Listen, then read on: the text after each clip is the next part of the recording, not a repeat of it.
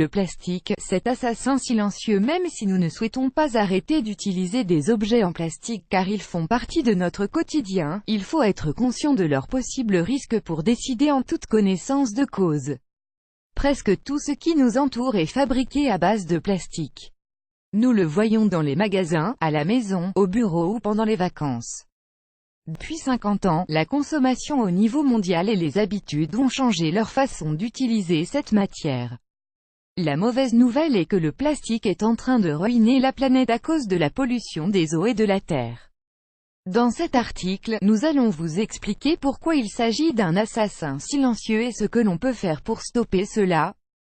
Le plastique améliore-t-il ou empire-t-il notre vie? Dans le quotidien, le plastique est un protagoniste essentiel de la maison. Il est présent dans les emballages de la nourriture, dans les récipients où nous préparons et nous stockons nos aliments, dans les objets que nous utilisons pour toutes nos activités. En fait, il nous entoure.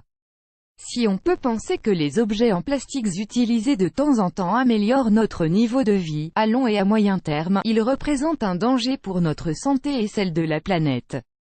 Pour savoir à quel type de plastique nous sommes exposés à la maison ou au travail, nous devons observer la partie inférieure des emballages, là où se trouve un triangle avec un numéro ou quelques lettres au centre. Tous les plastiques ne sont pas nocifs de la même manière. Voici les plastiques les plus utilisés. Le PET, terephthalate de polyéthylène. On peut dire qu'il s'agit du plus fréquent puisqu'on le trouve dans les bouteilles en plastique. Tout ce qui est fabriqué avec cette matière ne peut être utilisé qu'une seule fois. Sachez qu'il peut émettre des métaux lourds et des substances chimiques qui ont un impact sur l'action de nos hormones. Le HDP, polyéthylène de forte densité, on peut dire que c'est le meilleur de tous les plastiques, mais il ne faut pas relâcher notre attention, car il peut transmettre ces produits chimiques dans l'eau qu'il contient. Le LDP, polyéthylène de faible densité, ce type de plastique libère des substances chimiques dans l'eau. On l'utilise pour produire les sachets qui enveloppent les produits comestibles. Le PVC ou 3V, chlorure de polyvinyle, le PVC émet deux éléments extrêmement toxiques qui interfèrent dans le fonctionnement des hormones. Même si cet effet collatéral a été démontré, et il continue à être utilisé dans des bouteilles. Le PP, polypropylène, c'est l'un des autres types de plastique presque bénéfiques. Il est souvent transparent ou blanc. On l'utilise dans les bouteilles de sirop, les pots de yaourt ou de crème, etc. Le PS, polystyrène, ce plastique est utilisé pour les emballages de nourriture rapide ou les tasses jetables de café. Il a un composé qui pourrait entraîner l'apparition de cancers, entre autres maladies. Le PC, polycarbonate, c'est le plus dangereux de tous les plastiques utilisés dans les produits alimentaires car il sécrète une substance très toxique pour notre organisme. La mauvaise nouvelle, c'est que le PC est employé pour fabriquer des biberons et des bouteilles pour le sport. Les maladies dues au plastique. L'université Miguel Hernández d'Alicante en Espagne a réalisé une recherche en lien avec cette substance présente dans de nombreux objets fabriqués à base de polycarbonate, le bisphénol A. Les brosses à dents, les biberons et les tétines contiennent souvent ce type de plastique qui peut provoquer des altérations dans le métabolisme des lipides et du glucose dans le sang, ce qui peut générer du diabète et des problèmes hépatiques. De même, cela pourrait augmenter le stress oxydant et générer des maladies cardiovasculaires. Le bisphénol A altère le fonctionnement du pancréas et a une forte résistance à l'insuline. Cela pourrait en partie expliquer pourquoi il y a tant de diabétiques dans le monde. Selon ce qu'indique l'Organisation mondiale de la santé en 2014, la maladie affectait 422 millions de personnes.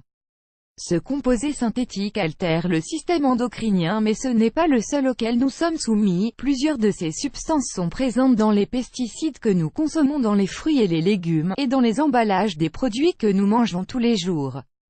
L'utilisation du bisphénol A est massive et nous sommes en contact avec lui depuis notre naissance, voire même dans le ventre maternel. Quelles autres maladies provoquent les additifs toxiques des plastiques? La liste est terrifiante, car il s'agit des pathologies qui ont augmenté lors des 30 dernières années.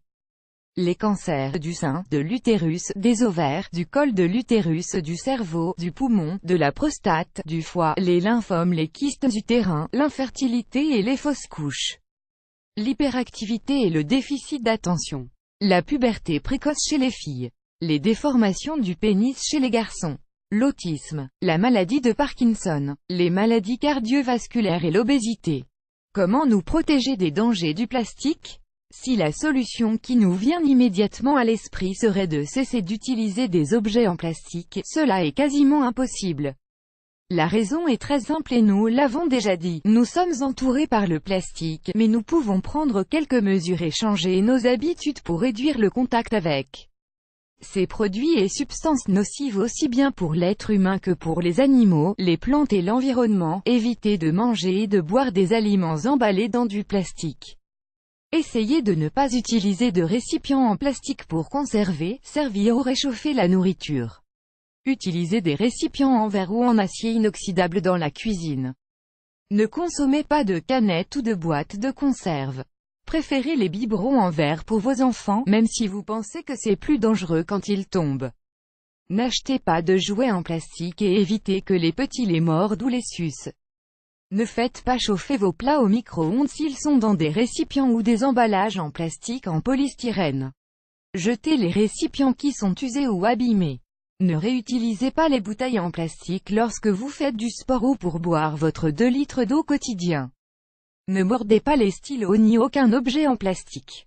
Vous pourrez ainsi prévenir les maladies mais vous aiderez également à freiner la pollution de la planète.